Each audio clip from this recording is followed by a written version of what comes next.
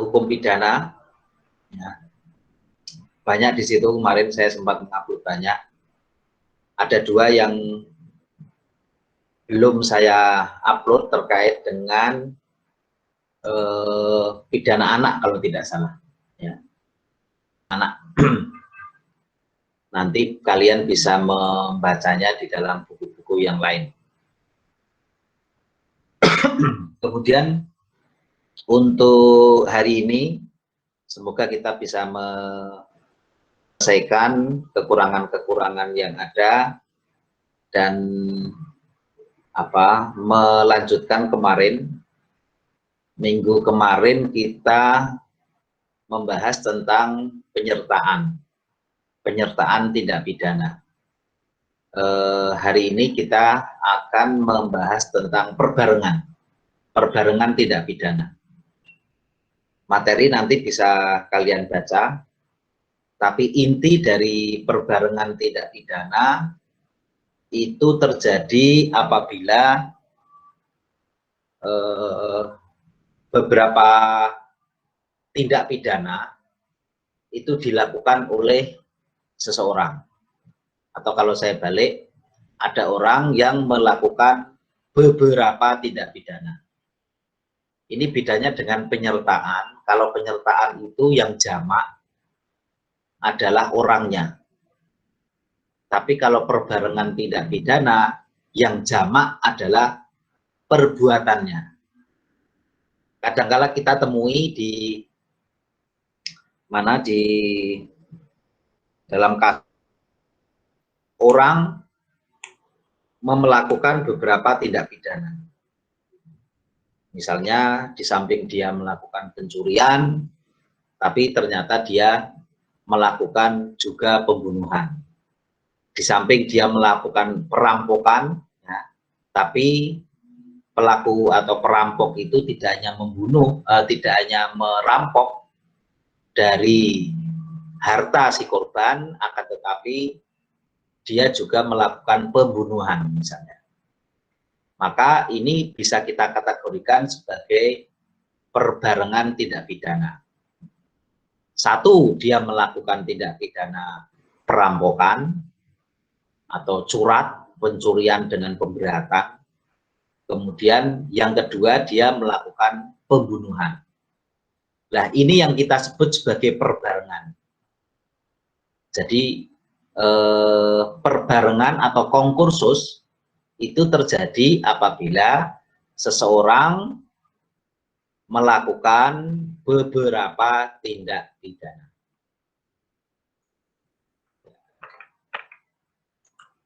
Kalau di dalam istilah Belanda, ini yang kita sebut sebagai konkursus. Nah, konkursus. Nah, di dalam hukum pidana, konkursus kemudian diatur lebih lanjut, ya.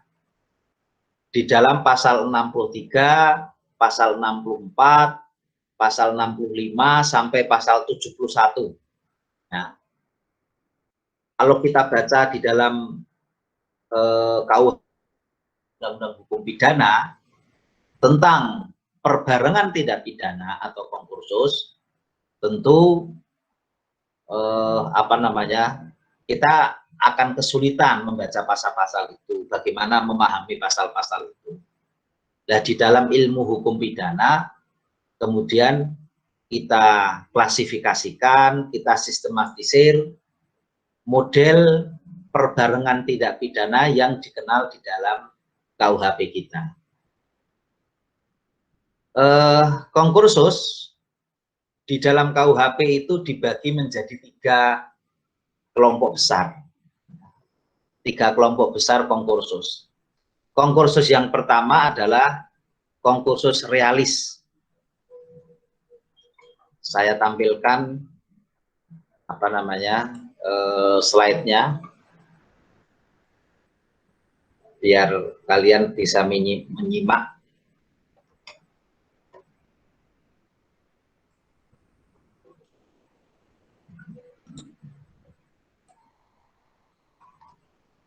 Sudah bisa dilihat? Sudah bisa ya? Bisa. Oke.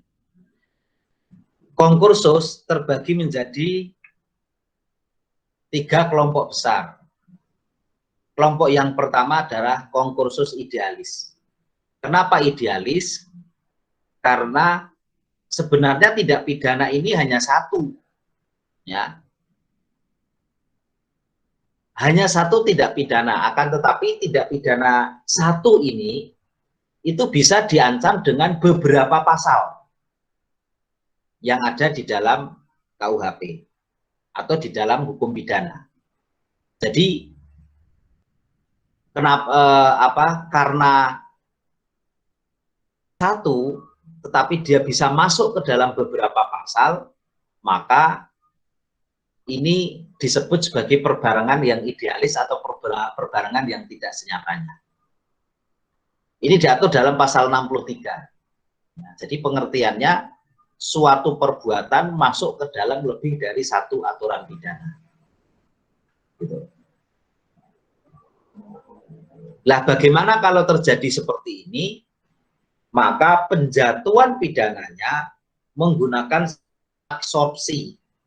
Nah, istilah absorpsi ini tidak dikenal di dalam KUHP, tetapi maksudnya adalah kalau dalam KUHP itu hanya diambil yang terberat saja. Diambil yang terberat. Jadi absorpsi, jangan kualik, jangan kebalik. Aborsi, kalau aborsi itu kan pembunuhan dan aborsi.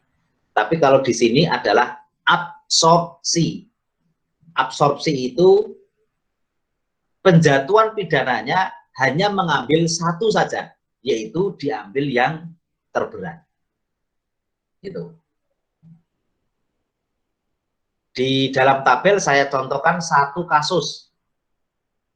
Perkosaan di jalan umum. Wah, ini ekstrim ini. Perkosaan di muka umum. Perkosaan di depan orang atau khalayak. Ada 2 tindak pidana, sebenarnya satu perbuatannya, ya, perkosaan di jalan umum, satu tindak pidananya, tetapi dia bisa diancam dengan beberapa pasal. Pasal yang pertama, pasal 285 tentang perkosaan, ya. Nanti kalian lihat perkosaan di dalam pasal 285 itu bagaimana.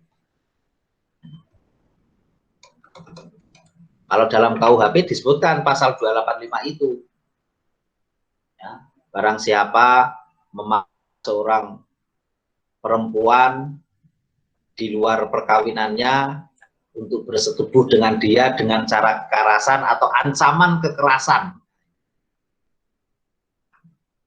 maka dia disebut sebagai perkosaan itu. Ancamannya 12 tahun. Barang siapa dengan kekerasan atau ancaman kekerasan memaksa seorang wanita bersetubuh dengan dia di luar perkawinan, diancam karena perkosaan. Dipidana penjara paling lama 12 tahun. Perkosaannya 285 itu diancam 12 tahun. Kemudian karena perkosaan itu ditonton khalayak karena terjadi di jalan umum, maka sekaligus dia bisa disebut melanggar pasal 281. Apa pasal 281? Melakukan asusila di muka umum. Melakukan asusila di muka umum. Berarti satu perbuatan perkosaan di jalan umum, dia bisa diancam dengan 2 pasal. Pasal yang pertama adalah pasal 285 tentang perkosaan. Pasal yang kedua adalah pasal 281 tentang perbuatan melanggar susila, melanggar asusila atau melakukan perbuatan di muka umum yang ancamannya hanya 3 bulan kalau nggak salah. Coba saya cek dulu. 281 diancam dengan pidana penjara paling lama 2 tahun 8 atau pidana denda paling banyak Rp4.500. Jadi ada 2 pasal untuk dapat mempidana perkosaan di jalan umum. Satu, pasal 285 yang ancamannya 12 tahun, dan pasal 281 yang ancamannya 2 tahun 8 bulan. Nah, karena dia menggunakan sistem penjatuhan pidana absorpsi atau hanya yang diambil yang terberat, maka ancaman pidananya berapa? Ayo, ancaman pidananya bagi pelakunya berapa? Kalau dia melakukan perkosaan di jalan umum. Ingat, absorpsi diambil yang terberat, maka ancamannya pidana berapa? Tadi? 12 tahun. Ya, 12 tahun. Karena dia hanya diancam dengan pidana perkosaan. Yang 285, yang 281, yang 28 bulan itu diabaikan. Diabaikan saja karena diambil yang satu saja yang terberat. Oke, itu concursus idealis. Tapi kalau misalnya ada suatu perbuatan masuk ke dalam lebih dari satu pasal, nah, tapi ada unsur kesamaan, ya. Contohnya adalah pembunuh oleh seorang ibu atau aborsi, ya.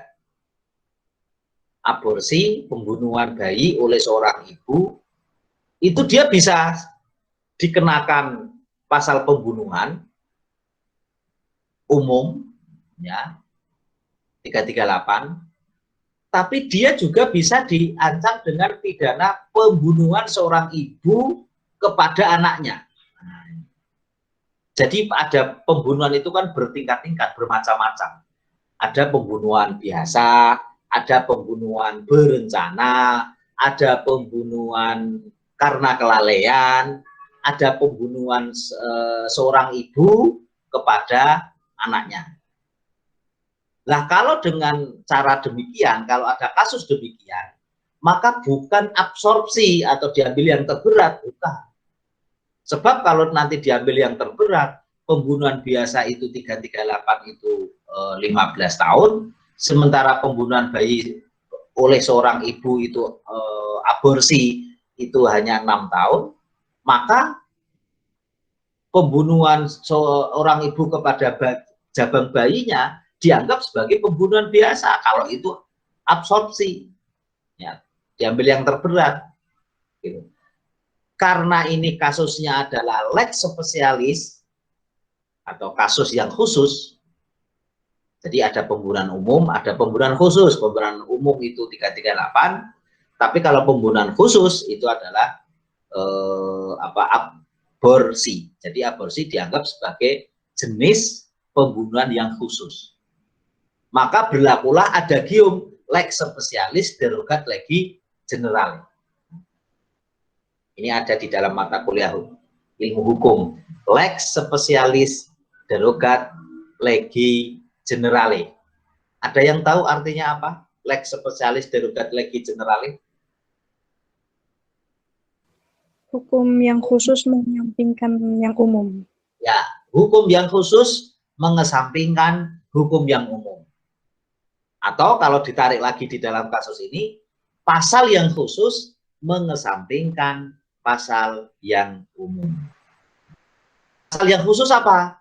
Pembunuhan ibu kepada anaknya atau aborsi. Pasal yang umum apa?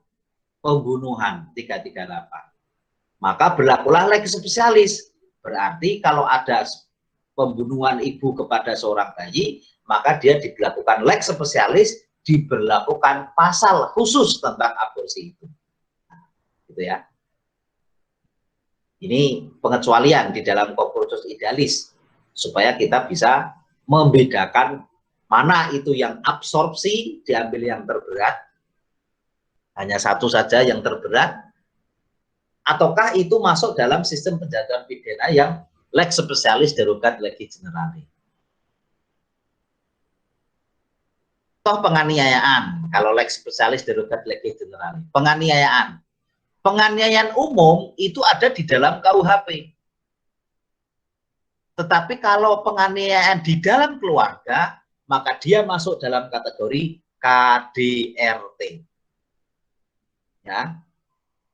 kekerasan dalam rumah tangga yang itu ada undang-undangnya sendiri. Kalau itu terjadi dalam keluarga. Oke. Itu yang pertama, concursus idealis. Kemudian yang kedua, perbuatan berlanjut. Di situ saya sampaikan pengertiannya. Kapan disebut ada perbuatan berlanjut? Terjadi apabila seseorang melakukan beberapa perbuatan. Ingat, tadi memang concursus itu seseorang melakukan beberapa perbuatan. Dan perbuatan itu ada hubungan sedemikian rupa sehingga harus dipandang sebagai satu perbuatan berlanjut. Ini dalam perbuatan berlanjut ini ada satu niat, ya, di dalam diri pelaku ketika dia melakukan satu tindak pidana, dia nanti akan melanjutkan ke dalam tindak pidana yang kedua. Dan ada satu keputusan kehendak. Satu, dia melakukan tindak pidana pertama, dia kemudian berkehendak untuk melanjutkan ke dalam tindak pidana kedua. Dan antara tindak pidana satu dan tindak pidana kedua, itu ada hubungannya. Perbuatannya itu ada hubungannya. Tidak terlepas satu dengan yang lain, tidak. Tapi ada hubungan. Sebagai kelanjutan misalnya ya. Contohnya adalah memalsukan uang. Pasal 244. Seseorang yang melakukan pemalsuan, ya, seseorang yang melakukan pemalsuan uang, itu tidak mungkin dia hanya memalsu saja. Ya. Ketika dia memalsu, dia akan kemudian berniat juga untuk mengedarkannya, yang diancam di dalam pasal 245. Dia melakukan dua tindak pidana ini, memalsukan, ya, yang pertama. Kemudian yang kedua, dia mengedarkannya.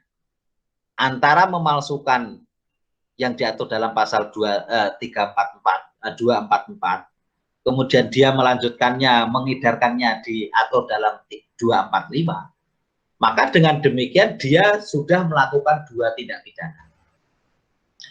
Tetapi karena tindak pidana memalsukan dan mengedarkan uang palsu adalah satu keputusan kehendak, jenis tindak pidananya juga sejenis, maka ini dianggap sebagai perbuatan berlanjut.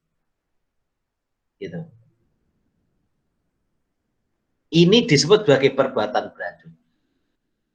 Nah, kalau perbuatan berlanjut, maka sistem ketika misalnya kalian besok akan menjadi seorang hakim atau jaksa, sistem penjatuhan sanksinya adalah absorpsi juga, ya, sama seperti tadi concursus idealis, absorpsi. Apa itu? Diambil yang terberat. Bukan dua-duanya dijatuhi pidana. Dia memalsukan uang, ancamannya 15 tahun. Dia mengedarkan uang, ancamannya 15 tahun. Bukan kemudian di total 15 tambah 15 sama dengan 30. Bukan. Ya. Tetapi diambil salah satu saja. Absorpsi yang terberat. Karena dua-duanya sama 15, maka diambil salah satu saja. Sehingga ketika dia memalsukan uang, sekaligus dia mengedarkannya, maka ancamannya 15 tahun. Oke, ini concursus yang kedua. Ada pertanyaan? Ada pertanyaan? Bisa dipahami ya? Oke. Selanjutnya adalah concursus realis, real, nyata. Ya. Ini orang melakukan tindak pidana, banyak tindak pidana, beberapa tindak pidana, dan real.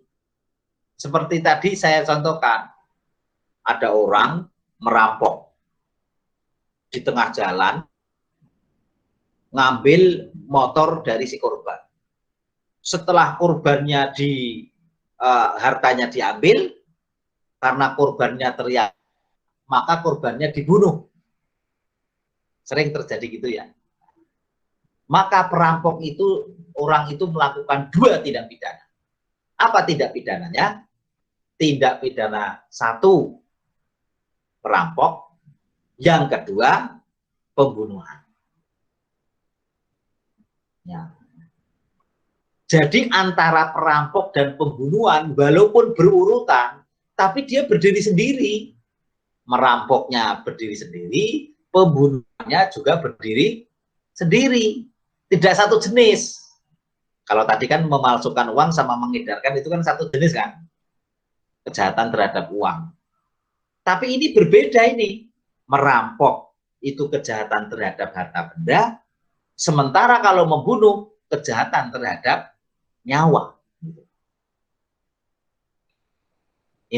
Inilah yang disebut sebagai konkursus realis atau perbarengan yang tanya. Lah, bagaimana sistem penjatuhannya? Ini kita bagi menjadi 3 lagi. Konkursus realis itu terbagi menjadi 3. Sekarang konkursus realis yang pertama. Ada satu perbuatan, ada beberapa perbuatan atau beberapa tindak pidana, kalau dia dilakukan secara berbarengan dan ternyata ancaman pidana pokoknya sejenis. Ancaman pidana pokok sejenis itu misalnya sama-sama dipidana penjara, gitu ya. Misalnya ya, jika diancam dengan pidana pokok sejenis, dua-duanya diancam dengan pidana penjara, misalnya ya, maka sistem penjatuhan pidananya adalah absorpsi dipertajam. Nah, ini harus Anda ingat. Absorpsi dipertajam. Bagaimana? Jumlah maksimum pidana tidak boleh melebihi dari maksimum terberat ditambah sepertiga. Ingat, jumlah maksimum pidana tidak boleh melebihi terberat ditambah sepertiga. Ini sulitnya kalau ngajar online itu saya nggak bisa orek-orek gitu ya. Kalian juga nggak bisa lihat, hanya bayangkan saja gimana absorpsi dipertajam. Jumlah maksimum pidana tidak boleh melebihi terberat ditambah sepertiga. Ini kalau ada papan tulis saya bisa orek-orek, ini loh caranya. Cara menghitungnya gitu. Tapi ini karena kita online ya, saya hanya menggambarkan saja. Tolong kalian di rumah ya, sambil bayangkan gimana tuh absorpsi dipertajam itu yang menurut Pak Baik itu. Absorpsi dipertajam. Oh, jumlah maksimum pidana tidak boleh melebihi terberat ditambah sepertiga. Contoh ini supaya lebih jelas lagi, ini contohnya di dalam tabel itu. Contoh, ada memperkosa sekaligus membunuh. Nah ini, ada orang perempuan, dia diperkosa oleh seorang laki-laki. Pastilah ya, pemerkosaan itu hanya terjadi, pelakunya itu pasti laki-laki, korbannya adalah pasti perempuan. Tidak bisa dibalik. Korbannya perempuan, korbannya laki-laki, pelakunya perempuan, itu bukan perkosaan. Nggak bisa. Pemerkosaan, ada seorang perempuan yang dia diperkosa. Karena si pelakunya takut ketahuan, maka kemudian si perempuan yang diperkosa, korbannya tadi dibunuh. Jadi si pelaku melakukan 2. Yang pertama dia memperkosa, yang diatur dalam pasal 285. Kemudian dia sekaligus membunuh, yang diatur dalam pasal 338. Pertanyaan saya, pemerkosaan tadi 285 ancamannya berapa? Berapa tahun? Masih ingat? 12. Kalian? 12. Ya. Pemerkosaan 285 itu 12 tahun. Kalau pembunuhan 338 tadi? Tadi sudah saya sebutkan juga. 15. Berapa tahun ancamannya? 15. 15. Nah, oke, 15. Oke, sekarang pertanyaannya, bagaimana sistem penjatuhan pidananya? Ingat, sistem penjatuhan pidana, kalau dua-duanya diancam dengan sama sejenis pidana penjara, seperti pemerkosaan dan pembunuhan ini, maka sistemnya adalah absorpsi dipertajam. Jumlah maksimum pidana tidak boleh melebihi maksimum terberat ditambah sepertiga. Sekarang, jumlah maksimum pidana, jumlah ini kalau 12 dan 15. Jumlahnya berapa? 12 tambah 15 berapa? 28. 27 tahun. Sekarang dicatat dulu. Kalau ditambahkan 12 dan 15 itu 27. Tapi di sini ada catatannya. Tidak boleh melebihi maksimum terberat ditambah sepertiga. Tidak boleh melebihi dari maksimum terberat. Maksimum terberat berapa ini? Yang 12 atau yang 15? 15. 15. Oke, 15. 15 ditambah sepertiga berapa? 15 ditambah 20. 20. Oke. 15 ditambah sepertiganya 15. Itu berarti 15 tahun ditambah 5 tahun. Berarti 20 tahun. Ini ada dua pilihan. Kalau di total 27, kalau yang terberat ditambah sepertiga 20. Padahal sistemnya absorpsi. Jumlah maksimum tidak boleh melebihi terberat ditambah sepertiga. Berarti diambil yang terkecil. Antara 27 atau 20? 20. Ya, 20 tahun. Memang 20 tahun itu kan ancaman pidana penjara terberat, Pak, dalam KUHP. Iya, kan itu ya. Tidak ada pidana penjara dalam KUHP yang lebih 20 tahun. Hanya ada satu pidana penjara yang melebihi 20 tahun, itu pun hanya dalam tindak pidana kejahatan HAM berat, yang ancaman pidananya bisa sampai 25 tahun. Tapi yang lain, semuanya di bawah 15 tahun. Tapi karena ada pemberatan 15 tahun tambah 3 dari 15, berarti 15 tambah 5 tahun berarti 20 tahun. Berarti kalau Anda sebagai hakim atau Anda sebagai jaksa menjatuhkan atau mengancam pidananya berapa tahun? 20 atau yang 27? Tadi diambil yang 20 tahun. Oke, seperti ini contohnya. Untuk kasus yang lain, misalnya, contoh, karena kealpaannya berakibat kemerdekaan orang lain dirampas, ini dia melanggar pasal 334. Kalian kalau menghadap KUHP, silakan dicari pasal 334. Itu diancam dengan pidana berapa? Ada yang apa namanya, buka KUHP enggak? Ada yang buka KUHP enggak? Wah, ini kalau di dalam kelas, KUHP itu sebagai kitab suci dalam mata kuliah hukum pidana. Kalau di rumah kalian baca selalu Al-Quran sebagai kitab suci, tapi kalau di dalam mata kuliah hukum pidana, itu kalian harus membawa KUHP. Ini Pak Bait itu agak keras ini. Biasanya kalau di dalam kelas, ya, tiket masuk kelas itu KUHP. Nah, gitu ya. Bawa KUHP enggak, Mas? Wah, lupa, Pak. Keluar. Saya suruh keluar itu, saya suruh pulang ini. Nah, gitu. Tapi kalau kuliah online, ada KUHP enggak? Enggak ada, Pak. Maksud saya suruh keluar gitu. Saya, apa namanya? Ya, sudah, Anda ambil aja, kalian ambil aja KUHP-nya. Pasal 34 itu ancamannya berapa? Ada yang 334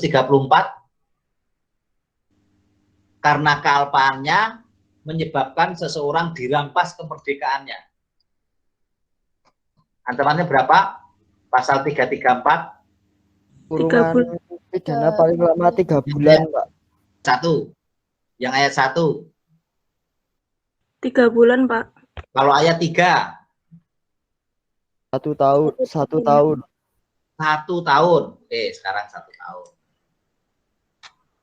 1 tahun. Sekarang kemudian menyebabkan matinya orang lain.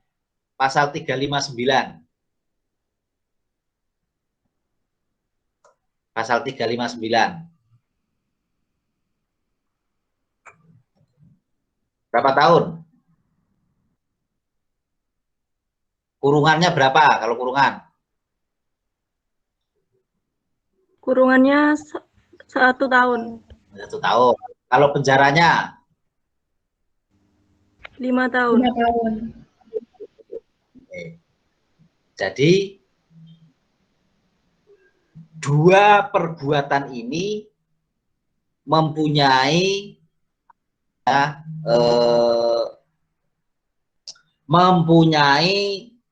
ancaman pidana yang sejenis. Dan apa tadi? Kurungan. Oke. Sekarang kalau lihat penjaranya. Kalau 334 penjaranya berapa? 334 penjaranya berapa? Ada enggak? Tidak ada ya. Karena di situ kurungan semua 334. Sekarang yang kurungan berarti kalau 334 tadi berapa? 1 tahun. Oke. Sekarang yang 359. Kurungannya berapa? 359 kurungannya juga 1 tahun. Oke, sekarang gini. Ingat, sistem pidana dalam konkursus yang sejenis ini adalah absorpsi dipertajam. Jumlah maksimum sekarang. Jumlah maksimum pidana tidak boleh melebihi terberat ditambah sepertiga. Kalau jumlah maksimumnya berapa? 1 tahun tambah 1 tahun berarti 2 tahun. Ya. Pertanyaannya sekarang, tidak boleh melebihi maksimum terberat ditambah sepertiga. Sekarang yang terberat berapa tadi? 1 tahun juga. Tambah sepertiga, 1 tahun tambah sepertiga. 1 tahun 4 bulan, Pak. 1 tahun 4 bulan. 1 tahun. Jadi kalau misalnya dia melihat dari jumlahnya yang 2 tahun, sementara kalau ditambah sepertiga itu 1 tahun 4 bulan, maka tetap tadi harus diambil yang terkecil. Tapi kalau kita lihat yang apa namanya, yang ayat 2, yang kurungannya 9 bulan, ya, yang 9 bulan, maka ini persoalannya akan menjadi lain, gitu. Akan menjadi lain, ya, karena nanti dia akan absorpsi dipertajam itu 9 bulan sama 1 bulan. Kalau 9 bulan tambah 1 bulan berarti 10 bulan. Sementara kalau 9 bulan ditambah sepertiga itu berarti berapa? 12 ya? 12 bulan berarti 1 tahun. Kalau dijumlahkan itu lebih sedikit, kalau yang terberat ditambah sepertiga lebih banyak, maka ingat absorpsi itu jumlah total keseluruhan tidak boleh melebihi terberat ditambah sepertiga.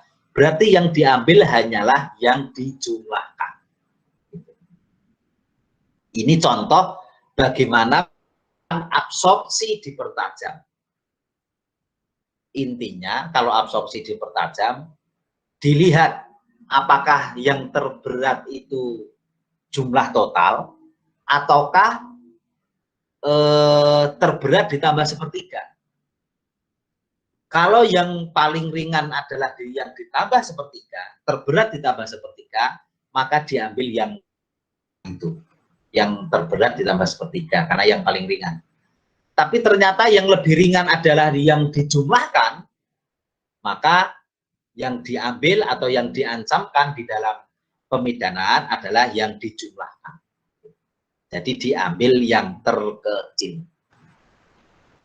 Itu kalau pidananya sejenis. Tapi kalau tidak sejenis bagaimana, Pak? Nah, di dalam pembahasan selanjutnya,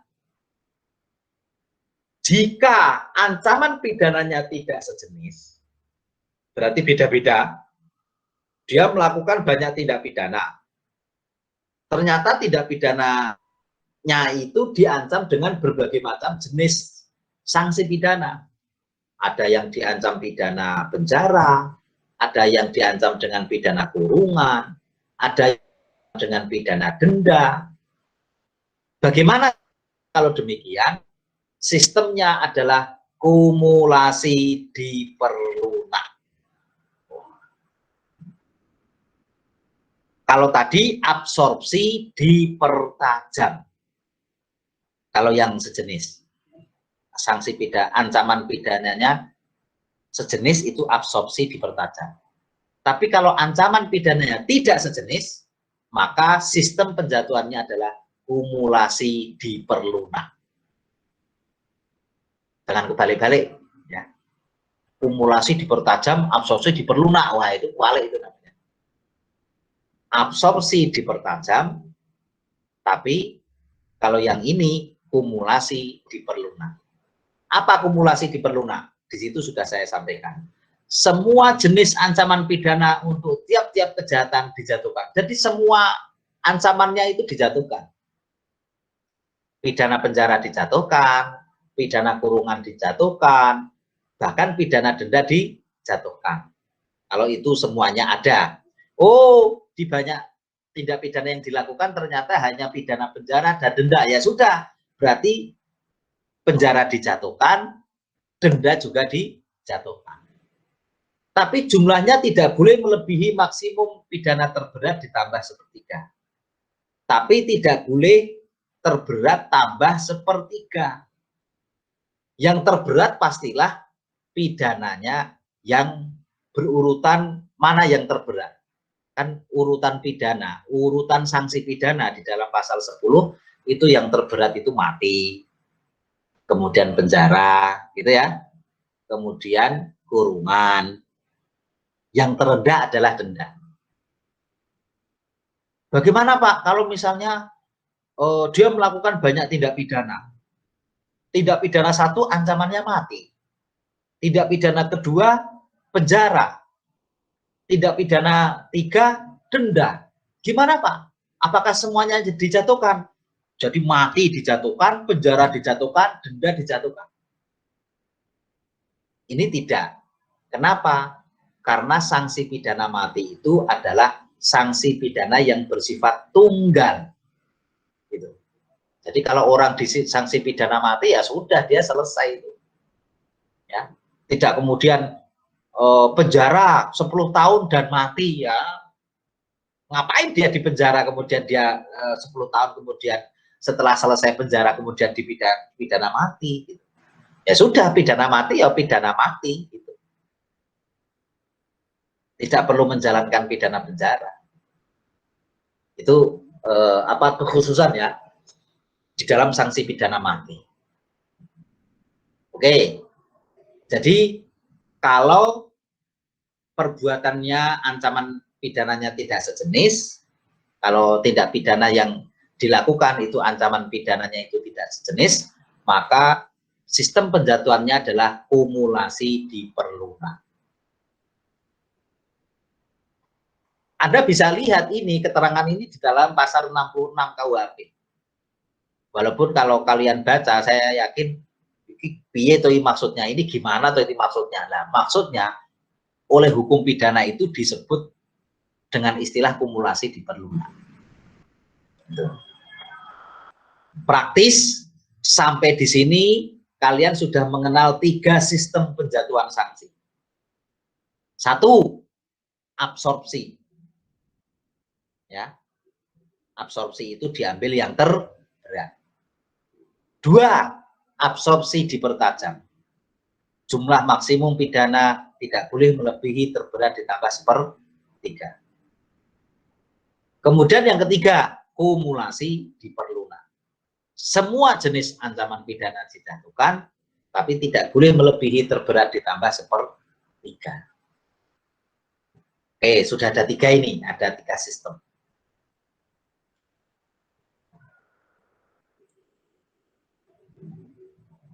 Sekarang yang terakhir dalam konkursus itu. Konkursus realis yang terakhir adalah bagaimana kalau ada tindak pidana yang masuk dalam kategori kejahatan ringan atau pelanggaran. Dia banyak melakukan pelanggaran. Bagaimana nanti ya sistemnya? Contohnya yang paling mudah adalah apabila kalian naik kendaraan bermotor. Ketang, Mbak, mana SIM-nya? Aduh Pak, saya belum punya SIM. Coba lihat itu lampunya hidup nggak? Ternyata lampunya mati. Sudah nggak pakai helm, melanggar lampu lalu. Ketika ditangkap polisi tidak punya SIM, tidak bawa STNK, lampu sainnya mati. Waduh, ini dia melakukan banyak pelanggaran lalu lintas. Ya. Ini saya contohkan, tidak memiliki SIM 281 Undang-Undang Lalu Lintas ini ya, bukan 281 KUHP.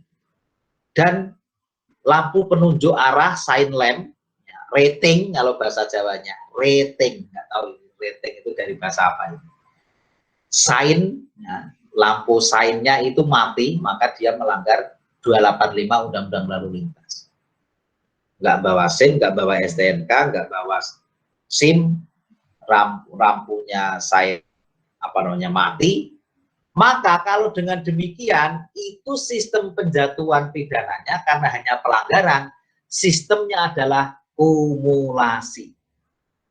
Kumulasi itu jumlahnya berapa, semua jenis ancaman pidananya dijatuhkan. Jadi di total gitu aja, tidak bawa SIM berapa Mas, berapa ratus ribu. Tidak bawa STNK berapa ratus ribu. Melanggar lampu berapa ratus ribu. Apalagi lampu sain mati berapa ratus ribu. Wah, bertumpuk itu kumulasi ya. Jadi di total semua. Saya contohkan anak saya. Anak saya dulu pas masih kelas 3 SMP itu pakai motor. Pakai motor, saya enggak tahu kemana. Ternyata apa? Di jalan, di depan makam pahlawan Kusumanegara di Yogyakarta itu. Nah, akhirnya diperiksa, SIM-nya enggak ada, belum punya, STNK-nya juga belum punya, karena masih kelas 3 SMP, belum bisa. Sekarang sudah lulus SMA, sudah mau kuliah ya sudah lengkap ya, SIM A punya, SIM C punya. Dulu kelas 3 SMP kan belum punya, belum boleh, baru umur berapa tahun, 15 atau 16 tahun. Akhirnya lapor pulang ke rumah, "Bah, aku kena tilang." Nah, mana surat tilangnya? Ini Bah, ya tak lihat, oh dia nggak bawa SIM, nggak bawa STNK. Motornya disita juga kan gitu. Ya saya kemudian kira-kira, wah ini banyak ini. Karena apa? Akumulasi. Ya. SIM berapa, STNK berapa, dan betul ternyata ketika saya tebus di kejaksaan, karena sekarang tidak ada pengadilannya. Jadi sekarang itu kalau kena tilang nggak menarik. Jadi langsung bayar gitu. Jadi nggak ada persidangan. Saya langsung ke Kejaksaan Negeri di Kota Yogyakarta itu, kemudian langsung saya bayar di loket. nomor perkara ini ya gitu. Akhirnya bayarnya ya lumayan itu, ada 400 sekitar 450-an gitu. Ya. Jadi karena tidak membawa SIM dan tidak membawa STNK, akhirnya anak saya kena. Tapi karena hanya pelanggaran, ya itu tadi pelanggaran lalu lintas, hanya datang ke ke kejaksaan, ngambil antrian, terus bayar dendanya, selesai. Gitu. Yang bayar juga saya, bukan anak saya sekolah. Gitu. Ini karena undang-undang lalu lintas itu pelanggarannya ya. Kalau dulu pelanggaran itu disidang di pengadilan negeri.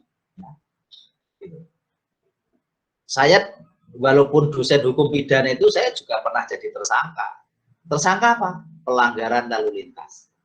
Disidang, Pak. Iya, saya disidang. Dulu ketika saya umur kalian itu, saya sekitar umur ya semester 4 kalau nggak salah. Saya juga kena tilang, ya, dan saya sidang. Saya disidang. Kemudian tahun 2000 berapa? Sekitar 2010.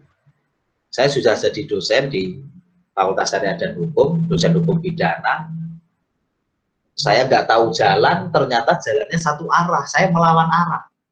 Akhirnya saya juga dihadiri di Pengadilan Negeri Sleman. Ya saya datang. Jadi kalau kena tilang, saya sarankan jangan bayar polisi gitu ya. Ya ikuti aja prosedurnya. Kalau dulu zaman kena tilang itu di sidang, saya justru malah menyarankan kepada mahasiswa untuk kena tilang supaya apa? Dapat pengalaman di sidang gitu ya. Jangan bayar. Saya berikan contoh, saya dulu mahasiswa, saya kena tilang itu memang saya 2 kali saya pernah kena tilang di sidang semua. Zaman mahasiswa saya kena tilang, saya di sidang. Zaman kemarin saya jadi dosen juga kena tilang, saya di sidang. Saya tidak bayar polisi di pinggir jalan, enggak. Dulu menarik ya karena di sidang, tapi sekarang enggak. Dulu bahkan pernah menjadi tugas mahasiswa yang mengambil mata kuliah hukum pidana, tugas dari Pak Bait apa? Kena tilang, terus ikut sidang. Nah, ini dulu ya gitu. Karena ikut sidang. Sekarang waduh nggak menarik sih. Langsung kalau sidang itu, Mbak, sidang pengadilan itu menjadi pengalaman hidup tersendiri. Kita duduk menunggu antrian di sidang gitu. Bahkan 2010 ketika saya sudah jadi dosen hukum pidana, saya kena tilang itu karena overburden gitu ya. Overburden dianggap melanggar karena saya nggak hafal jalan. Ya udah, saya sidang ke Pengadilan Negeri Sleman. Datang ke sana ke Pengadilan Negeri Sleman, duduk bersama orang-orang yang kena tilang semua. Dipanggil nomor perkara 100, saya maju gitu. Kemudian duduk di depan pengadilan, di depan hakim itu, hakim langsung memutus palu toh, dok, sekian puluh ribu gitu. Tapi sebelumnya kan surat tilang saya pelajari di rumah. Saya pelajari undang-undang lalu lintasnya, saya lihat pasal-pasal yang diancamkan, kan gitu. Ya namanya orang hukum kan juga harus mempelajari itu. Setelah diputus vonis, hakim saya protes. Pak Hakim, loh, ada apa Pak? Ini surat tilangnya keliru, saya bilang gitu. Ya. Ini menurut saya surat tilangnya keliru Pak Hakim. Loh kenapa keliru Pak? Ya Pak Hakim lihat aja. Saya diancam pasal 281 melanggar rambu-rambu lalu lintas, misalnya ya pasalnya. Huruf apa Pak Hakim? Ini hurufnya huruf D. Coba Pak Hakim lihat apakah ada pasal 285 huruf D. Saya tantang hakimnya. Karena hakimnya juga nggak hafal kan.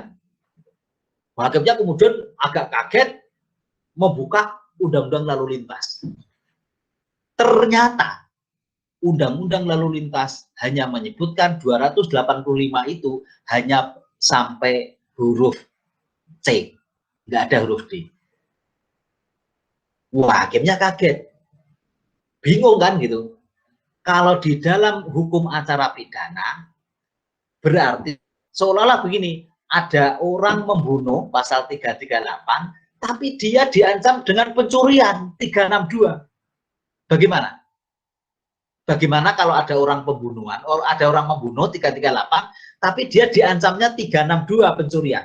Bagaimana dakwaannya? Kalau di dalam hukum acara pidana, dakwaan itu harus batal demi hukum. Nah, orang mencuri kok masa dia dituduh membunuh? Dia mencuri, iya mencuri. Tapi pasalnya pasal pembunuhan, ini kan nggak connect. Seharusnya dakwaannya adalah batal demi hukum. Saya pun menuntut seperti itu di Pengadilan Negeri Sleman. Pak Hakim, ini loh, saya itu melanggar lalu lintas. Hurufnya 285 C. Tapi ternyata di dalam pasalnya tidak bunyinya seperti itu. Akhirnya hakimnya, oh iya Pak, bener Pak ini. Ini polisinya keliru, ini menulis tilangnya. Oke Pak Hakim, saya tunggu apa jawabannya Pak Hakim. Ini kalau hukum acara pidana, ini batal demi hukum Pak Hakim.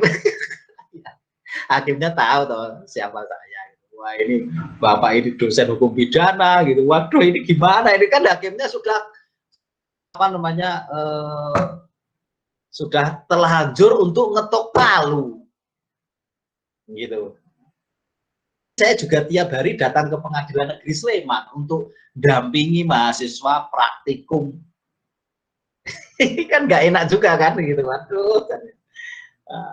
Akhirnya Pak Hakim bisik-bisik ke saya, Pak, ya Pak Hakim, ya yang mulia gitu kan, saya kalau manggil hakim yang mulia, ya yang mulia, Bapak ngakui salah nggak? Oh iya Pak, saya tetap ngakui salah karena saya overburden gitu. Oke, kalau ngakui salah ya udah nggak usah rame-rame, Bapak langsung bayar denda saja. Oke Pak, gitu ya. Akhirnya saya hanya bayar denda itu. Ini kalau misalnya saya banding ke pengadilan tinggi, boleh. Saya banding karena apa namanya, seharusnya ini putusan batal demi hukum. Bahkan kalau saya bisa kasasi ke Mahkamah Agung, cuma saya nggak mau repot gitu aja. Masa urusan kayak gini, salah tulis gini kan. Ini harus hati-hati Mbak, Mas ya. Salah tulis di dalam dakwaan berakibat fatal. Berakibat batal demi hukum. Ada orang mencuri, dia dituduh membunuh. Batal demi hukum. Dan ingat, ketika batal demi hukum, maka apa? Dia tidak bisa dituntut untuk kedua kalinya. Nebis in idem. Tidak boleh dituntut orang itu dituntut kedua kalinya. Karena kesalahan di dalam dakwaan. Nah, gitu ya. Jadi harus hati-hati nih. Kalian besok menjadi seorang jaksa. Kalian kan calon-calon jaksa ini. Kalian juga calon-calon. Di dalam hukum tidak boleh salah. Seorang jaksa tidak boleh salah. Seorang hakim tidak boleh salah. Karena kalau salah berabe. Berabenya itu tadi. Batal demi hukum. Batal demi hukum ya. Tapi kalau salah putusan, gimana? Ada orang tidak membunuh, tapi ternyata dia karena kesalahannya, kekeliruannya, akhirnya dia dituduh membunuh. Ya, inilah yang disebut sebagai error, ya, error atau kesalahan di dalam pengadilan itu terjadi, pernah terjadi. Ya. Ada seorang, dia tidak membunuh, tapi dia dituduh membunuh, dia dipidana penjara. Gimana perasaannya, Mas? Ada orang, dia tidak melakukan apa-apa, tapi dia dituduh membunuh, hakim juga memutuskan dia sebagai pembunuh masuk penjara. Nanti kalian lihat, googling, kasus Sengkon Karta. Cari ya, googling ya. Ini kejadiannya tahun 70-an atau 80-an, udah lama ini. Mungkin kalian aja belum lahir ya. Kasus Sengkon dan Karta. Ini kasus salah dalam menjatuhkan putusan. Kasihan sekali Sengkon dan Karta itu. Dia tidak melakukan apa-apa, dituduh membunuh, akhirnya Sengkon dan Karta masuk penjara. Ketika masuk penjara, Sengkon bahkan sudah lumpuh dalam penjara. Setelah sekian tahun, baru ketahuan siapa pembunuh aslinya. Ya Allah. Ya, kasihan kan? Maka di dalam hukum pidana dikenal lebih baik membebaskan penjahat daripada menghukum orang yang tidak bersalah. Saya ulangi lagi.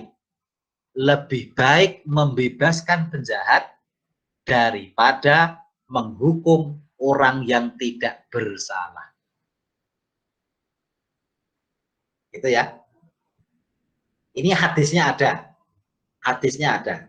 Nabi pernah bersabda seperti itu. Lebih baik penjahat itu dibebaskan karena salah salah putusan ya, salah putusan. Lebih baik penjahat itu dibebaskan. Toh nanti ada pengadilan akhirat. Tapi kalau salah menjatuhkan putusan, seorang yang tidak bersalah kemudian dihukum, wah itu yang kasihan. Ya. Coba kalau ada orang tidak melakukan apa-apa, dia dituduh melakukan tindak pidana, akhirnya dipidana mati. Tembak mati. Akhirnya orang itu dihukum mati. Setelah mati, ternyata ada fakta baru bahwa orang itu tidak bersalah. Bagaimana perasaan hakim yang menjatuhkan? Ya, nah ini kalian harus mulai mulai merasakan bagaimana seorang jiwa-jiwa hakim itu. Ya. Maka di dalam Al-Quran itu alaihissallahu biahkamil hakimin, gitu. Bukankah Allah itu adalah seadil-adilnya hakim? Ya, manusia kan ya, ada kesalahan. Karena al-insanu mahalul khotok wanis ya. Kadang-kadang salah. Gitu. Oke ya, lihat nanti Sengkon Karta, nanti dilihat Sengkon. Oke, kita lanjutkan. Nah, sudah habis materinya. Ada pertanyaan? Silakan kalau ada pertanyaan tentang perbarengan tindak pidana. Bapak, saya izin bertanya, Pak. Oke, silakan. Siapa ini? Sayyidah Latifah Hamid, ya. Silakan. Bedanya kurungan sama penjara itu apa, Pak? Oke, ya. Ya, mungkin di kemarin pada saat kita sampai di materi sanksi pidana, walaupun tidak ada tatap muka ya, itu di dalam slide saya jelaskan sedikit. Jadi sanksi pidana di dalam pasal 10 KUHP itu yang tertinggi, yang paling berat adalah sanksi pidana mati. Nah, kemudian yang kedua, bawahnya adalah sanksi pidana penjara. Bawahnya adalah sanksi pidana kurungan. Dan yang keempat adalah sanksi pidana denda. Gitu. Itu pidana penjara, itu pidana pokok dalam pasal 10 KUHP. Kemudian tahun 48 muncul undang-undang baru yang menambahkan satu jenis sanksi pidana, yaitu pidana tutupan. Pidana tutupan itu sejenis pidana penjara sebenarnya ya. Berarti pada pokoknya kita lihat 4 aja. Mati, penjara, kurungan, denda. Kalau mati jelas dihilangkan nyawanya ya. Tapi kalau penjara kurungan kan hampir mirip, Pak. Dimasukkan ruangan tertentu, tidak boleh berhubungan dengan luar. Sama. Jadi pidana penjara dan kurungan persamaannya adalah menghilangkan kemerdekaan, kebebasan dalam hidup di luar, bebas. Tapi ada perbedaannya. Apa perbedaannya? Satu, kalau penjara itu diberikan untuk kejahatan-kejahatan, ya, yang melanggar keadilan lah gitu, dianggap melanggar sudah dikategorikan itu sebagai sebuah kejahatan, sehingga ancamannya penjara. Tapi kalau kurungan rata-rata diberikan kepada pelanggar atau kejahatan-kejahatan ringan, itu kurungan.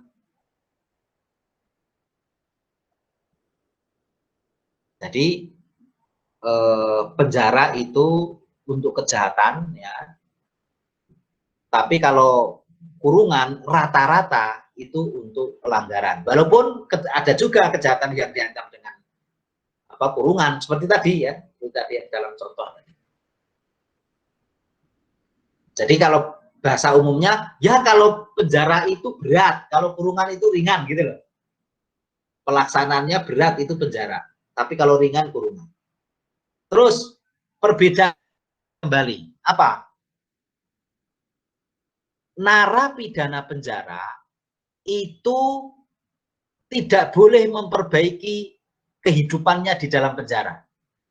Ya makannya ya itu, kamarnya ya itu, gitu. Tapi kalau terpidana kurungan, dia mempunyai hak namanya hak pistol. Tulisannya pistole. Apa hak pistol itu bagi terpidana kurungan? Hak untuk memperbaiki keadaan pribadinya selama dia menjalani pidana kurungan. Ketika dia dikurung 3 bulan, waduh, ini kok makannya nggak enak ini di kurungan. Saya tak pesen makan sendiri gitu ya, misalnya. Jadi terpidana kurungan itu agak longgar, Mbak. Walaupun keduanya sama-sama dihilangkan kemerdekaan, tapi kalau kurungan itu lebih longgar daripada penjara. Oke. Terus perbedaan kembali. Di dalam KUHP ada istilah pidana kurungan pengganti denda. Pidana kurungan pengganti denda. Berarti kalau ada denda yang tidak dibayarkan, maka nanti bisa diganti dengan kurungan. Gitu ya. Ada pidana kurungan pengganti denda. Kalau denda tidak dibayar, nanti bisa diganti dengan kurungan. Tapi kalau pidana denda tidak bisa dibayar, tidak bisa diganti dengan penjara. Karena penjaranya sudah terlalu jauh. Gitu. Oke, demikian ya kalau perbedaan kurungan dan penjara. Oke, ada pertanyaan lain? Sama Pak, yang tadi yang mempertajam absorpsi di pidana yang sejenis itu kan kumulasinya nggak dibahas Pak, berarti kumulasinya diperlunak juga atau gimana? Yang pidana sejenis. Ya. Jadi melihat itu concursus realis, ketika ada banyak tindak pidana masuk dalam kategori concursus realis, yang dilihat pertama kali adalah jenis sanksinya. Ini jenis sanksinya apa ini? Oh, sama. Nah, kalau sama berarti absorpsi dipertajam. Ini sanksinya beda atau sama? Oh, beda. Kumulasi diperlunak. Jadi kalau di dalam concursus realis kan cuma ada 3 sistemnya. Absorpsi dipertajam, kumulasi diperlunak, dan kumulasi. Jadi ketika kalian menjadi penegak hukum, jaksa atau polisi, gitu ya, ada orang melakukan perbarengan tindak pidana, maka yang dilihat pertama kali adalah sanksi-sanksinya. Sanksinya gimana ini?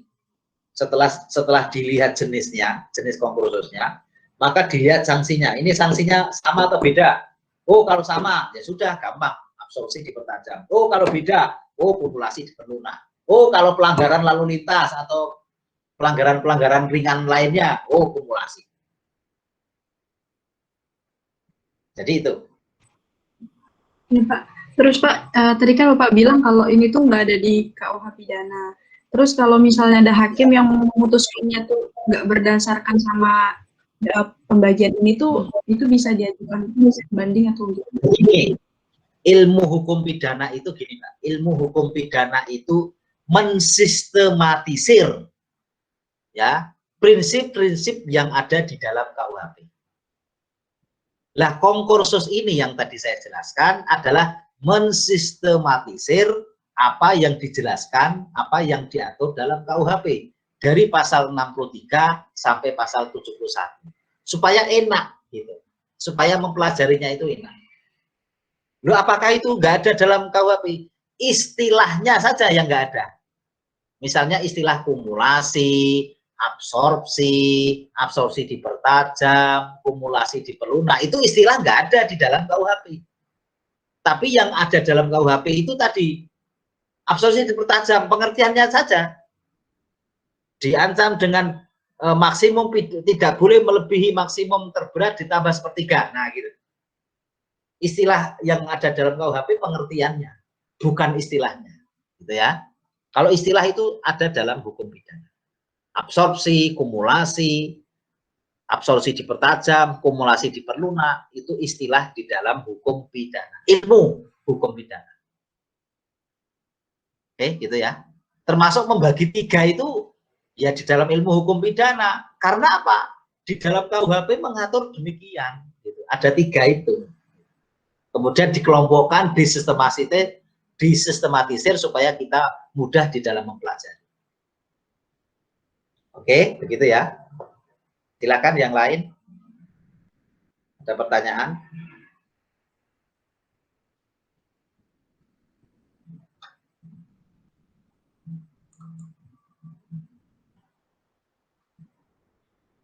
Nah, apa namanya? Untuk mengakhiri perkuliahan kita, ya, satu materi yang penting dan sebagai gong adalah materi tentang pengulangan tindak pidana. Ini materinya ya, juga sudah saya share di Google Classroom. Mungkin perlu saya tampilkan di sini. Saya perlu menyampaikan ini karena ini terkait dengan hitung-hitungan. Jadi hukum pidana itu juga ada matematisnya gitu ya, hitung-hitungannya. Tidak kemudian hanya ngarang, tapi ada hitung-hitungannya. Terkait dengan pengulangan tindak pidana. Jadi pengulangan tindak pidana itu kalau ada orang mengulangi lagi gitu ya. Mengulangi lagi. Atau istilah dalam KUHP itu residif. Mungkin kalian sering mendengar istilah residivis gitu ya. Residivis. Residivis itu apa? Ya orang yang berulang-ulang melakukan tindak pidana itu. Nah. Konsep umum, coba lihat ini. Pidana itu kadangkala bisa dikurangi. Kenapa dikurangi alasannya? Karena dia hanya percobaan tindak pidana saja. Dia hanya mencoba, artinya perbuatannya belum selesai. Kalau dia mengurangi ini, kalau dia melakukan percobaan ini, maka ancaman pidana pokoknya dikurangi sepertiga. Gitu ya. Ini sambil mengulangi perbuatan yang pembahasan yang dulu. Kemudian pembantuan tindak pidana. Kalau ada orang yang hanya membantu saja orang lain melakukan kejahatan, maka juga dikurangi pidananya. Dikurangi berapa? Dikurangi sepertiga. Jadi, dalam hukum pidana itu konsepnya ada yang dikurangi. Kalau yang dikurangi itu percobaan dan pembantuan. Dikuranginya sepertiga. Kalau kalian tanya, kurangi sepertiga ya, tidak dikurangi setengah, dikurangi seperempat. Nah, saya nggak tahu, saya juga. Ya. Itu dalam KUHP ya, dikurangi sepertiga. Oke. Ini Ini harus ditelisik. Kenapa dikurangi sepertiga ya? Dulu pada saat KUHP dibuat tahun 1886 itu ada pilihan bagi para pembentuk undang-undang, pembentuk KUHP. Udah dikurangi sepertiga saja. Ya. Tapi ada juga alasan pemberat pidana. Jadi kadang-kala sanksi pidana itu diperberat. Kalau tadi dikurangi, ini diperberat. Apa contohnya? Karena perbarengan tidak pidana. Tadi ya. Tadi perbarengan berat. Kenapa ya? Karena dia melakukan banyak tidak pidana. Maka tergantung, ada absorpsi dipertajam, ya, ada akumulasi diperlunak, jumlah total keseluruhan, atau yang terberat ditambah sepertiga. Gitu. Jadi sanksi pidana itu bisa diberatkan karena perbarengan tidak pidana. Logikanya adalah kalau ada orang yang bersama-sama, ada orang yang melakukan banyak tidak pidana, ya kesalahannya akan lebih besar. Gitu. Kemudian yang kedua adalah pengulangan tidak pidana. Ini juga logis. Ya. Kalau ada orang dia berulang-ulang melakukan tidak pidana, ya logis kalau sanksi pidananya diperberat. Logis. Ya. Oh, dia nggak kapok-kapok, sudah masuk penjara, keluar penjara ternyata dia mengulangi lagi, ya ini kan nggak kapok-kapok, perberat saja. Gitu. Ya. Nah, pengulangan tidak pidana dalam KUHP itu ribet. Ribet itu bahasa Jawa atau bahasa Indonesia ya ribet. Ribet itu bertele-tele gitu ya.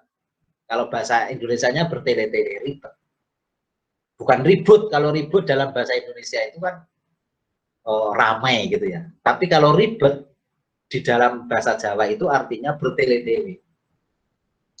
Ya. Karena apa bertele-tele menurut saya? Karena masa residif yang bervariasi. Jadi orang melakukan pengulangan tindak pidana itu disebut residif. Melakukan pengulangan itu ada jangka waktu. Nah, jangka waktunya itu dalam KUHP bervariasi. Ada yang 2 tahun, ada yang 5 tahun, tergantung tindak pidana yang diulang. Itu yang pertama ribetnya. Yang kedua ribetnya adalah pemberatan residif yang bervariasi. Tadi ingat, residif itu salah satu pemberat pidana. Tetapi pemberatannya variatif. Di dalam KUHP itu ada yang ditambah setengah, ada yang dikalikan 2, ada yang ditambah sepertiga, ada yang dicabut haknya. Baik, gimana ini nggak ada kepastian ini? Beda-beda antara satu pasal dengan pasal yang lain. Dan bahkan dalam KUHP itu pengulangan tindak pidana hanya terjadi untuk tindak pidana tertentu. Saya ulangi lagi. Pengulangan tindak pidana dalam KUHP hanya untuk tindak pidana tertentu. Tidak semua tindak pidana yang diulang itu diperberat.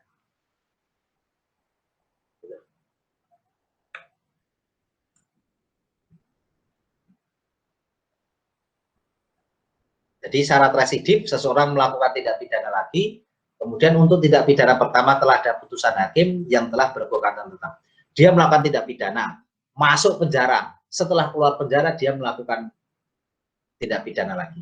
Itu yang disebut sebagai residif. Orangnya namanya residivis. Jadi gambarnya ini. Tindak pidana 1, dia diproses, kemudian ada putusan hakim. Setelah ada putusan hakim, dia melakukan tindak pidana lagi atau tindak pidana yang kedua. Orang kapok-kapok, ya. Nggak kapok-kapok. Nah. Tapi kalau perbarengan tindak pidana yang tadi kuliah pertama tadi, kalau perbarengan tindak pidana itu tindak pidana 1, tindak pidana 2, baru putusan hakim. Kalau pengulangan tindak pidana putusan hakim, terus tidak pidana lagi. Itu kalau pengulangan. Kalau perbarengan tidak pidana, bahkan tidak pidana 1, tidak pidana 2, tidak pidana 3, tidak pidana 4, baru putusan hakim. Ya.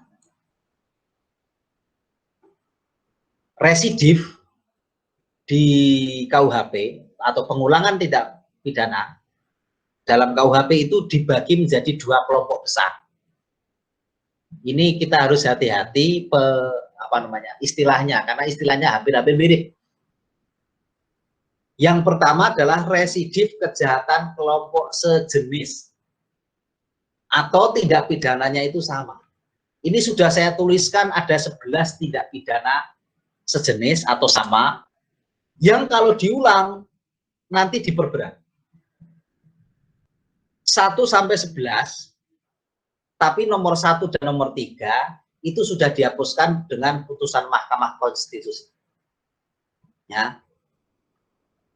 Ada penghinaan kepada kepala negara, sahabat atau raja, menyatakan permusuhan, penghasutan, penawaran, melakukan tindak pidana, penghinaan kepada penguasa atau badan hukum di Indonesia, tidak menuruti atau menggagalkan perintah jabatan, penghinaan orang mati, menawarkan barang palsu, perjudian. Kalau ada orang melakukan 9 tindak pidana kelompok sejenis, tindak pidananya sama, maka baru diperberat. Misalnya nomor 11 tuh ada orang judi, 303 bis. Masuk penjara. Setelah penjara dia judi lagi. Nah, itu namanya baru pengulangan. Contohnya ini tadi ya, tentang 303 bis. Diancam dengan pidana penjara paling lama 4 tahun dan seterusnya. Sekarang kita lihat ayat 2. Jika ketika melakukan pelanggaran, maksudnya pelanggaran perjudian, belum lewat 2 tahun sejak ada pemidanaan yang menjadi tetap, itulah yang disebut sebagai masa residif. Masa residif 2 tahun, belum lewat waktu 2 tahun sejak ada pemidanaan yang tetap.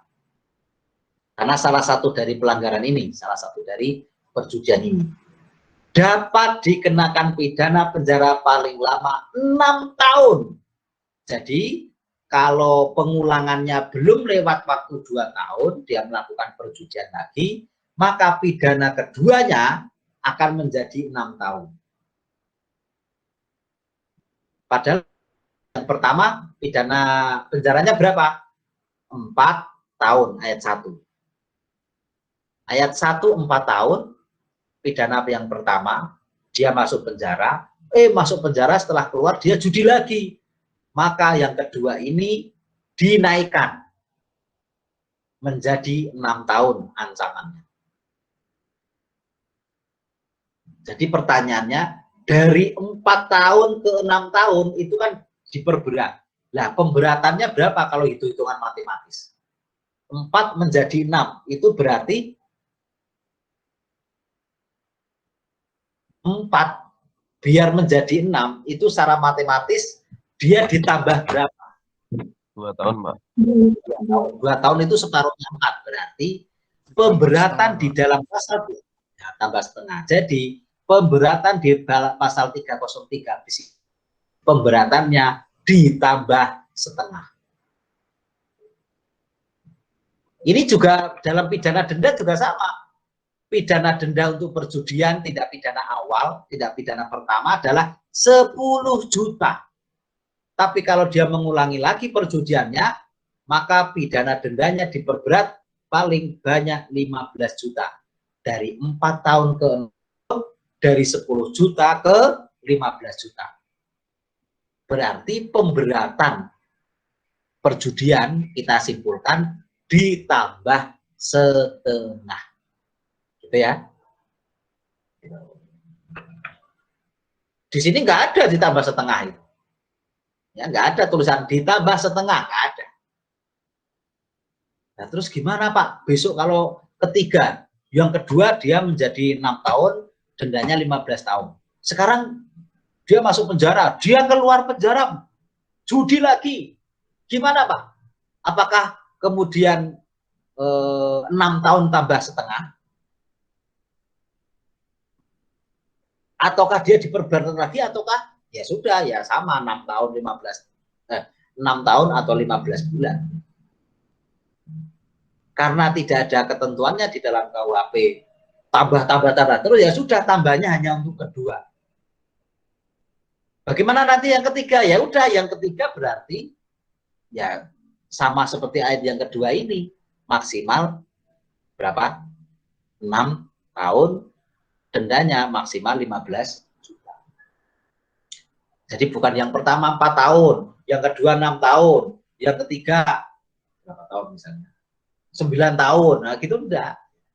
Ya sudah, 4 tahun, 6 tahun, 6 tahun, 6 tahun, 6 tahun, 6 tahun. Oke ya. Pemberatannya seperti itu. Itu hanya ada dalam 303 bis. Padahal tindak pidana di sini yang kelompok jenis kan banyak. Nih, ada 9. Tapi yang saya tulis hanya 1. Yang lain nanti kalian lihat. Sekarang jangka waktu. Kalau tadi perjudian jangka waktunya 2 tahun ya. Ini kita lihat. Ternyata beragam nih. Dalam 9 pasal tadi, itu jangka waktunya beragam. Ada yang 2 tahun, ada yang 5 tahun. Kalau perjudian tadi 303 bis 2 tahun. Ditambah sepertiga pemberatan. Tapi yang lain ada yang 5 tahun, ada yang dikalikan. Ada yang 2 tahun pemberatannya ditambah sepertiga. Ada yang 5 tahun pemberatannya pencabutan hak pencaharian. Jadi beragam ini. Maka boleh kita katakan pengulangan tindak pidana dalam KUHP itu ribet, bertele-tele. Contoh kasus. Nah ini. Contoh kasus. Tanggal 1 bulan 1 tahun 2000, A melakukan perjudian 303 bis, ancaman 4 tahun atau 10 juta tadi ya. Tanggal 5 bulan 5 tahun 2000, angkanya cantik sekali Pak. Ini contoh ya. Kemudian divonis. Setelah divonis itulah kemudian masa residif berlaku. Tadi masa residif untuk perjudian 2 tahun. Jadi sampai tanggal 5 bulan 5 tahun 2002, kalau dia melakukan tindak pidana di masa residif ini, maka ada pemberatan. Kalau dulu 4 tahun menjadi 6 tahun, kalau dulu 10 juta menjadi 15 juta. Inilah yang disebut sebagai masa residif. Jadi kalau dia di tengah-tengah residif dia melakukan tindak pidana, ya, maka dia disebut residif atau residivis orangnya, ancamannya menjadi 6 tahun atau 15 juta. Tapi ini menjadi persoalan. Di masa residif, dia melakukan tindak pidana yang lain, yaitu tindak pidana yang dulu perjudian, sekarang pencurian. Tidak sejenis, tidak sama. Maka bukan residif. Maka tidak ada pemberatan.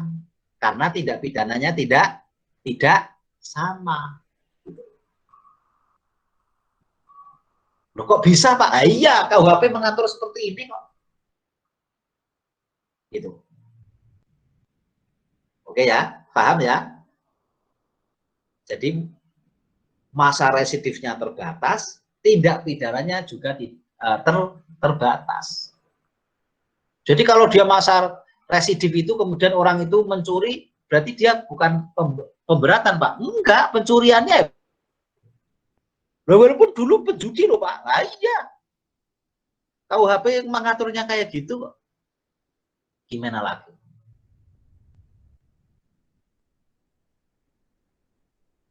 Atau dia melakukan di luar jangka waktu masa residif. Dia melakukan apa namanya judi lagi setelah sekian tahun, dia judi lagi, ya bukan residif, tidak ada pemberatan. Gitu. Jadi jangan dikira pengulangan tindak pidana itu siapapun, dalam jangka waktu kapanpun, itu diperberat. Enggak, ada jangka waktunya. Oke ya. Sekarang kelompok yang kedua. Nah, kelompok yang kedua ribet lagi nih. Namanya residif kejahatan kelompok jenis. Kalau tadi yang pertama, residif kejahatan kelompok sejenis atau tidak pidananya sama. Tapi kalau ini residif kejahatan kelompok jenis, aneh-aneh apa ini? Satu namanya sejenis, satu namanya jenis. Kan dua itu Pak. Bedanya kalau tadi tidak pidananya sama. Tapi kalau yang ini tindak pidana yang diulang dalam satu. Loh. Kok satu kelompok? Berarti ada kelompok tindak pidana? Ya. Di mana kelompok tindak pidananya? Ada diatur dalam pasal 486, 487, 488. 486 itu kelompok kejahatan harta benda. 7 kelompok kejahatan orang. 488 kelompok kejahatan penghinaan dan penerbitan. Kejahatan harta benda, kejahatan orang, kejahatan penghinaan. Lihat aja nanti KUHP umum, itu pasalnya panjang ya.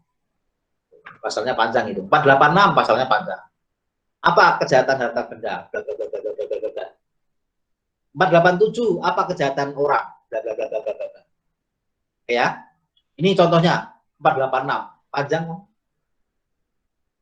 Tapi ini yang saya garis bawah. Pemberatannya ditambah 3. Masa residifnya belum lewat 5 tahun.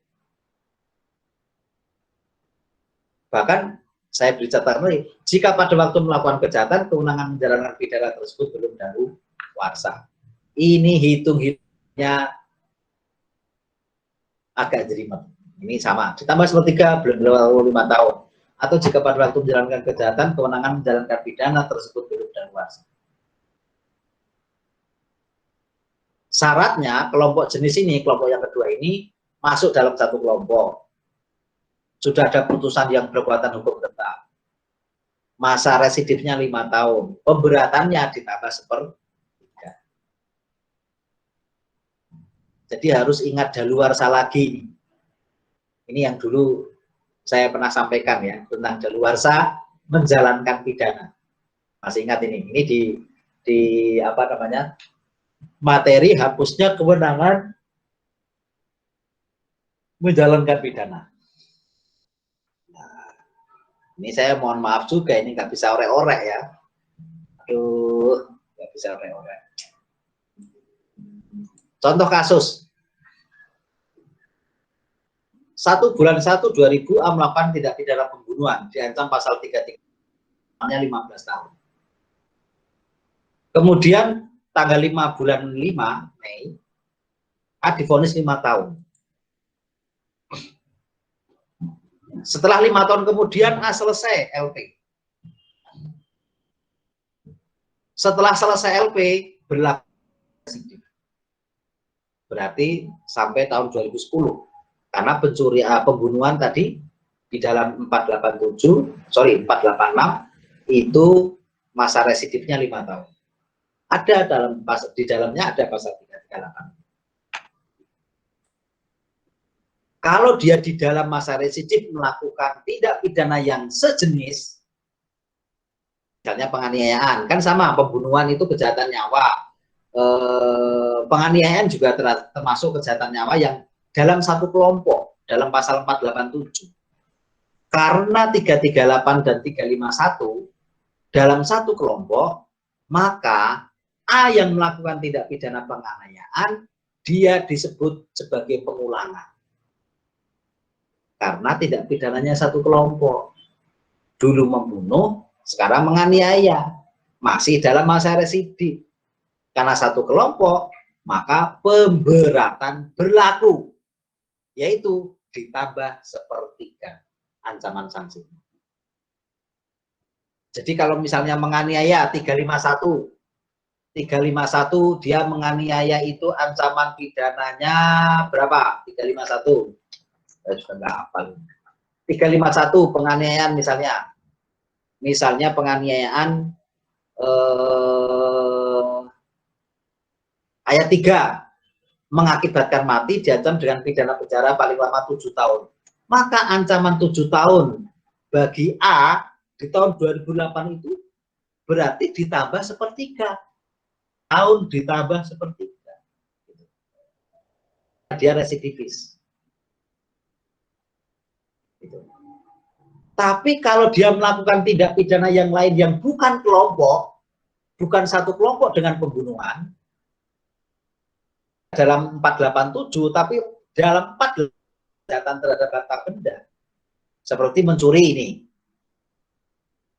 maka dia tidak residif, tidak ada pemberatan, walaupun dilakukan di masa residif, belum lewat waktu 5 tahun.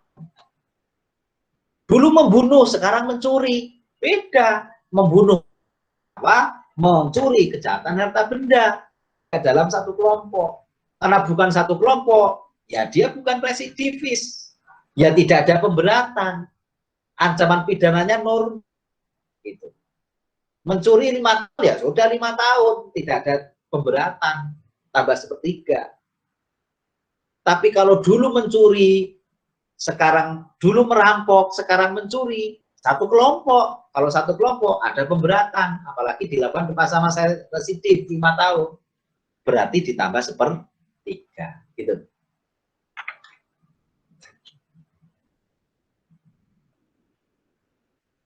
Atau A melakukan penganiayaan 351, bukan residif. Kenapa? Karena di luar masa residif.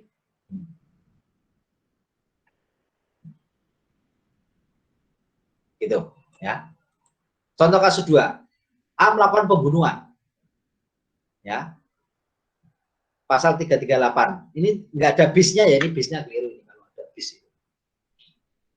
Pasal pembunuhan. Kemudian dia divonis 5 tahun. Kemudian sebelum dia menyelesaikan 5 tahun, A itu kabur dari LP. Maka masa residif adalah sama dengan daluarsa menjalankan pidana. Ya. Masa residifnya berapa tahun? Sama seperti daluarsa menjalankan pidana. Di sini dihitung 16 tahun. Berapa 16 tahun dari mana, Pak? Ya, dan menghitung dari daluarsa menjalankan pidana. Aduh, Pak, itu materi yang dulu, Pak. Iya, itu materi yang dulu. Di sini saya singgung juga sih. Nih, tadi daluarsa menjalankan pidana. Nih ya, dalam tabel ini kan ada daluarsa menjalankan pidana. Ya, membunuh itu kejahatan lain. Tadi kan pembunuhan kan, kejahatan lain. Daluarsanya sama dengan daluarsa penuntutan tambah sepertiga. Kembalikan lagi ke atas. Karena pembunuhan lebih dari 3 tahun, berarti 12 tahun. 12 tahun ditambah sepertiga, berapa? 16 tahun. 12 tahun tambah sepertiganya 12, 4. 12 tahun tambah 4 tahun, berarti 16. Itu hitungannya ya. Jadi kasus yang kedua, Ya, kasus yang kedua itu kenapa kok 16? Karena daluarsa menjalankan pidana untuk tindak pidana pembunuhan adalah 16 tahun. Sekali lagi, kalau dulu membunuh, sekarang mencuri, bukan residif, tidak ada pemberatan. Kenapa? Karena bukan satu kelompok. Gitu. Inilah keribetan dari pengulangan tindak pidana yang ada dalam KUHP. Ya, maka di dalam RUU-KUHP itu ingin menghilangkan keribetan tele-telenya KUHP. Maka residif di dalam RUU-KUHP itu sekarang diberlakukan umum, tenggang waktunya 5 tahun, sama pemberatannya tambah sepertiga. Enak toh? Ini kira-kira RUU-KUHP nanti disahkan setelah kalian lulus. Amin ya. Jadi besok diharapkan kalian lulus, RUU-KUHP sudah sah. Jadi pada saat kalian lulus, kemudian kalian menjadi jaksa, kalian menjadi hakim, sudah menggunakan RUU-KUHP yang lebih mudah dalam pengaturan residif. Umum, tenggang waktunya 5 tahun, pemberatannya ditambah sepertiga. Enak sudah. Tapi KUHP sekarang itu ribet, gitu ya. Ini KUHP-nya sudah tua, peninggalan kolonial, ribet lagi. Iya sih Pak, tapi kok kita pelajari terus Pak? Ya ini kita pelajari karena dalam hukum pidana kayak gitu. Kita pelajari supaya tahu kelemahannya. Agar pada saat kita memperbaiki dalam RUKUHP kita bisa melihat mencari model yang baru, yang lebih baik, yang lebih mudah, gitu kan? Itu manfaatnya ya. Sayang kemarin RUKUHP tahun 2019 bulan September hampir saja sudah disahkan oleh DPR. Tapi karena adanya kegaduhan di masyarakat, akhirnya Jokowi sebagai presiden menarik kembali pengusulan RUKUHP itu di legislatif. Sayang sekali, Mbak. Saya itu meneliti RUKUHP sejak mahasiswa. Saya menyusun skripsi tentang RUKUHP juga tahun 98. RUKUHP umurnya juga sudah lama. Sejak tahun 64. Sudah ada 25 jenis RUKUHP ganti terus. Tapi sampai sekarang belum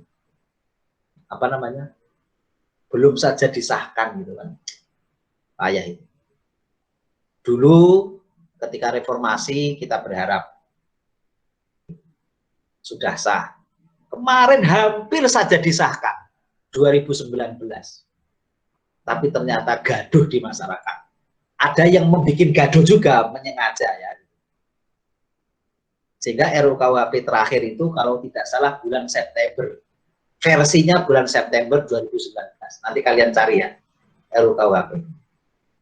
Saya itu sudah jenuh mengajarkan hukum pidana KUHP. Saya ingin mengajarkan hukum pidana dalam RUKUHP. Tapi RUKUHP kan baru RUU, baru rancangan. Nah, gitu. Saya sudah 20 tahun mengajar hukum pidana. Ya. Tapi hukum pidananya hukum pidana KUHP. Hukum pidana kolonial, hukum pidana lama gitu. Kalian kan generasi milenial, generasi baru. Ya. Kalian, saya itu ingin ayo toh kita masuk ke RUKUHP, tapi negara belum mengesahkan ini aja. Payah gitu. Kemarin itu kan sepele gara-gara kenapa RUKUHP itu tidak jadi disahkan. Sepele kan. Hanya masalah apa itu ayam atau apa itu kemarin. Ya. Kita menunggu RUKUHP yang sempurna itu tak mungkin. Untuk menunggu yang sempurna itu tak mungkin. Tapi bagaimana RUKUHP itu kita sahkan, kita perbaiki sambil berjalan. Gitu. Sampai guru saya, ya Profesor Muladi yang baru saja, yang belum lama kan meninggal dunia. Itu dosen saya, ya. Beliau menyatakan gini, selamat datang KUHP yang sudah 2 abad. Jadi KUHP kita itu umurnya sudah 2 abad. 2 abad kok masih berlaku gitu loh. Ini nggak jadi saya nggak habis pikir itu. Sudah 2 abad berlaku nggak ganti-ganti. Mau diganti malah pada gaduh. Ini ya 5 tahun yang lalu ketika saya mengajar hukum pidana kakak-kakak kelas sekalian, saya menyampaikan di kelas, saya mengajarkan hukum pidana. Jangan-jangan kalian lulus, besok KUHP sudah tidak berlaku lagi. Jadi saya mengatakan selamat datang generasi muda hukum pidana. Tapi ternyata sampai sekarang belum belum juga disahkan gitu. Tapi tetap kita berharap ya. Semoga kalian ini angkatan mahasiswa 2020 ya. Angkatan mahasiswa 2020 nanti lulus 2024 ya. Kita berharap 2024 kita sudah menyongsong KUHP produk Indonesia, KUHP hasil dari bangsa Indonesia sendiri. Sehingga kalian lulus, kalian sudah tahu RUU KUHP itu ya. Amin ya Rabbal Alamin. Oke, demikian mahasiswa semua. Ada pertanyaan? Kalau tidak kita cukupkan ya. Ini sudah 2 jam ini. Hampir 2 jam ini. Ya. Saya juga belum sarapan. Kalian sudah sarapan apa ini? Belum, Pak. Oh, belum ya. Saya sarapan nanti turun di lantai 1 ini di lantai berapa ini? Lantai 18 di Hotel Grand Davam, Jalan Lodaya Raya, Ancol. Dan nanti acara nanti sore saya kemudian kembali lagi ke Jogja. Oke, demikian mahasiswa semua yang saya cintai, saya banggakan ya. Sehat-sehat selalu, jaga kesehatan, kemudian apa namanya, kita berharap semester depan kita bisa tatap muka langsung ya, tapi kemungkinan tidak ketemu saya ini ya. Ya nggak tahu lah, tidak ketemu saya dalam mata kuliah karena biasanya saya ngajarin mata kuliah hukum pidana. Kalau hukum pidana khusus kadang sudah diganti oleh dosen yang lain. Namun demikian, kalau misalnya nanti apa namanya kalian ada pertanyaan silahkan disampaikan saja, bisa WA saya. Kemudian semester depan ketika masih ada menemui masalah-masalah hukum pidana nanti saya terbuka untuk berdiskusi ya. Berdiskusi tentang materi-materi atau terkait dengan kasus-kasus yang ada di sekitar kita. Kemudian saya mohon maaf apabila di dalam perkuliahan hukum pidana ini saya ada kesalahan, kehilafan, kekurangan. Saya mohon maaf yang sebesar-besarnya dan kita berdoa apa yang kita pelajari ilmu hukum pidana akan memberikan barokah, berkah kepada kita semua. Amin ya rabbal alamin. Dan untuk responsi selanjutnya saya akan memikirkan karena belum sempat kemarin itu ada beberapa responsi yang kita tinggalkan. Mungkin nanti responsinya dikerjakan dalam 3 hari gitu ya. Gimana gitu nanti karena ada beberapa materi yang harus nanti diringkas atau model responsi kemarin yang saya sampaikan kepada Mas Makmun Sarif ya. Itu nanti modelnya soalnya misalnya katakanlah 20 gitu ya, tetapi di situ pilihan semua, tapi mencakup semua materi yang kekurangan-kekurangan yang belum kita responsikan. Sehingga hanya ada sekali responsi, tetapi mencakup semuanya. Ya tunggu saja nanti pengumuman di mungkin saya lewat Mas Makmun Sarif, siapa? Atau lewat Google Meet, Google Classroom, ya. Kemarin sudah ada beberapa responsi, ada 8 kali kalau nggak salah, itu sudah menjadi bahan utama juga di dalam penilaian akhir kalian. Demikian kita akhiri dengan alhamdulillah bersama-sama ya. Alhamdulillahirabbil alamin. Sampai jumpa kembali. Wallahul muwaffiq ila aqwamit thoriq. Assalamualaikum warahmatullahi wabarakatuh. Waalaikumsalam. Terima kasih, Pak. Ya, oke. Sampai jumpa lagi.